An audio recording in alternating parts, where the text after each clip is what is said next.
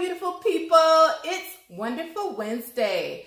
I'm April Roll, your ER doctor online, and today is the first Wednesday of the month. If you've been following me, you know the deal, but if you're new to my channel, every first Wednesday of the month, I do a garden series where I give you an update of my backyard, the plants that I have growing, and everything that's going on with my garden, what you've missed over the past month, basically, since I made the last garden series update. If you are interested in seeing what's new in my backyard, in my garden, and everything that's been going on with my plants, then let's go. Okay, so the first change that we have here is I separated the baby pup banana tree from the mother banana tree. Right now it looks like it is going through a little bit of a shock period, because by now I would have probably had 3 more leaves on the plant, but since I've cut the baby off, nothing has really happened with either of them. But as you can see, they are still growing, they are still flourishing. Let me give you the fig. The fig tree has a lot of new leaves on the tree, and that little fig is growing there. Also, I'm trying my hand at air layering. If you want to check out Lead Farmer 73's channel, he has a couple of videos on air layering actually, so I'm trying my hand at that. Also, I bought a purple sweet potato, aka Okinawan sweet potato, and I'm basically gonna try to do the same thing that I've done with these Korean sweet potatoes, and I'm gonna try to get me some purple sweet potatoes basically. Okay, here are my blueberry plants. They're still alive, but not much is going on with them. So I'm actually going to take you over to a new surprise that I have here. So I put up basically 2 4x16 cattle panels, and I made this nice little archway here that's, as you can see, it's pretty tall, so I might as well just go through. Here are my this is my sugar apple tree that you already know something had got to it and is pretty much eating the leaves. The new leaves here are doing okay, but hopefully it can make it through. This is the Jamaican sorrel, which it was dying, so I cut it down. It had some leaves on it, but it looks like it's pretty much not gonna survive. Here's my avocado tree back there. I'm not gonna walk all the way through. I'm gonna come around back here and show you the rest of my plants that are in these torpedo pots. So, oh yes, let me highlight how well the sweet potatoes are doing. I'm trying to kind of have them course up the vine. Up this trellis, but they're doing whatever they want to do. So every so often I come and I try to weave them through the trellis. This is a sea grape plant that I pretty much I ate a sea grape and I dried out the seed, washed it off, dried it out, and planted it, and it's actually growing. These are the Scotch bonnet pepper and the 2 regular California bell peppers that I put in here.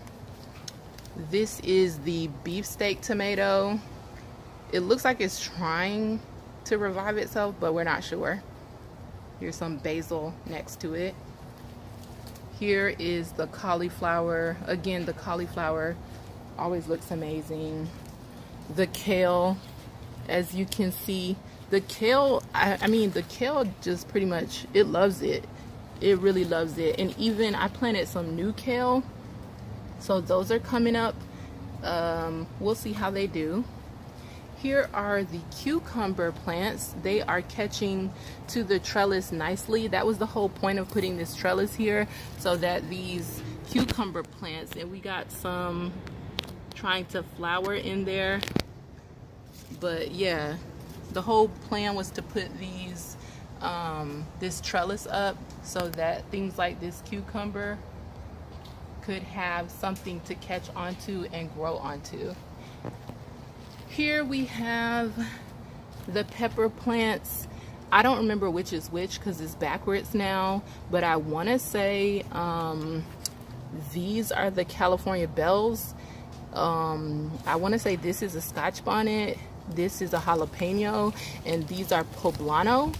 Or maybe just these two are poblano and that's a jalapeno also. And then here is the rest of the sweet potato. Now this one is doing what I wanted it to. See how it's nicely growing up the trellis, kind of finding its way? That's kind of how I'm trying to train them to go up the trellis. Same will be with the cucumber, and same kind of will be with the tomatoes whenever, if that actually catches. So here is my grapefruit tree. No grapefruits yet, but that's okay. Here's my Barbados cherry tree. It looks like it's trying to take over and grow out of control right now. Here is my starfruit tree that has already given me 2 starfruits this season, or this past season. This is the dwarf mango tree, which is growing a lot. Like, it's really growing a lot. This, after it rained really bad, like all these new branches, they're kind of hanging down all over the place, but she's doing good. And then here we have my sapodilla tree, which actually fell when it rained so bad last month, like day in, day out, day in, day out. It fell, and I kind of had to tie up my trees, as you can see here. I tied them up. The mulberry tree is dying. I don't know if you can see those black leaves, but it's dying. I don't really know what's going on, but it rained some more actually, so we'll see what happens to that. Now over here, I want to show you guys what I found on the soursop tree. Let's see here. It's trying to put on some more fruits. Like here, this obviously is not probably gonna, it's not going into focus. It's not gonna amount to anything, but if you can see up here, probably not good because I'm on the other side. Let me try to go around.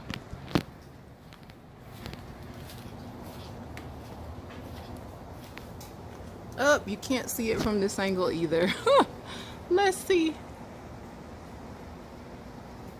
Right there are 2 new soursops growing on the tree. So I'm really happy about that. Let's go over here to the corner, which is my turmeric back here, which is still growing nicely, my aloe vera, my ginger, which I have a couple of these here, all my lemongrass that's kind of getting out of control, and I probably have to replant and divide those up because it's so many. And then again, more ginger over here. So it's a lot going on. And even you can see, I think, on one of the ginger roots, can you see? Even a new one's coming up right there. So they're popping out all over the place. So let me back up and get a pan view of the backyard from this angle, so you kind of can see everything. And then I'm gonna go inside. Real quick, I want to show you again, I'm trying again with the Royal Verano pears. I saw somewhere that they need to be kept indoors for like a whole year because they're pretty flimsy and weak in terms of, you know, dealing with the outer elements. So we'll see how that goes.